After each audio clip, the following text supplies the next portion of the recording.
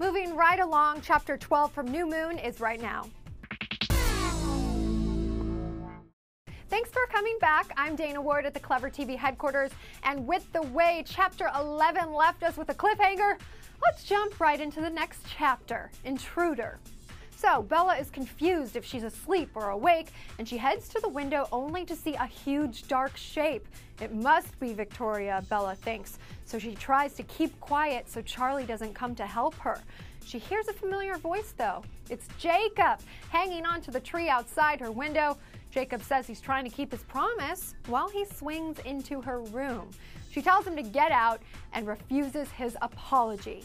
Bella's a bit overwhelmed, of course, and she just doesn't want to hear from Jacob. His apology is genuine, but he just can't explain his change and distance from her because he must keep it a secret, just as she had to keep the secret about the Cullens. Jacob said that it just wasn't his secret to tell, but he does choose to let her guess the secret because she knows the answer, he continues. He prompts her by asking her to tell him about the day they met at the beach. She remembers that he told her about Edward being a vampire, and then Bella can imagine the other legends or stories Jacob revealed back then. She's so tired, though, that it's difficult for her to remember. Bella just wants Jacob to get away, and she actually suggests that they run away, but he tells her that it's a life sentence. She shouts out that she hates him, and Jacob tells her to not hate them because they're really helpful.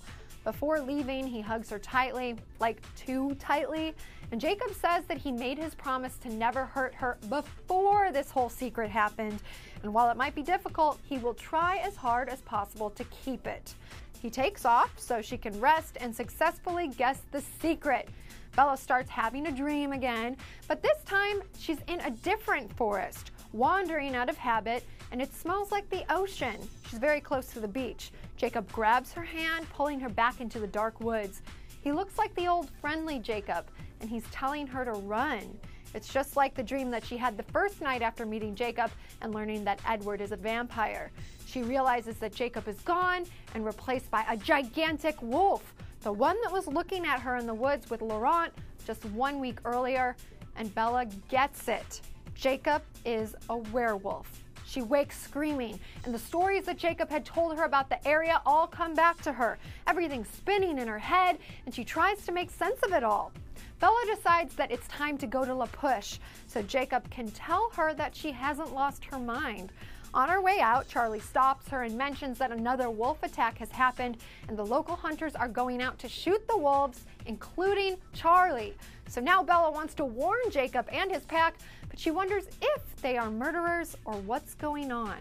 And then she thinks that the werewolves need to kill could not possibly be more difficult than the challenge for the vampires.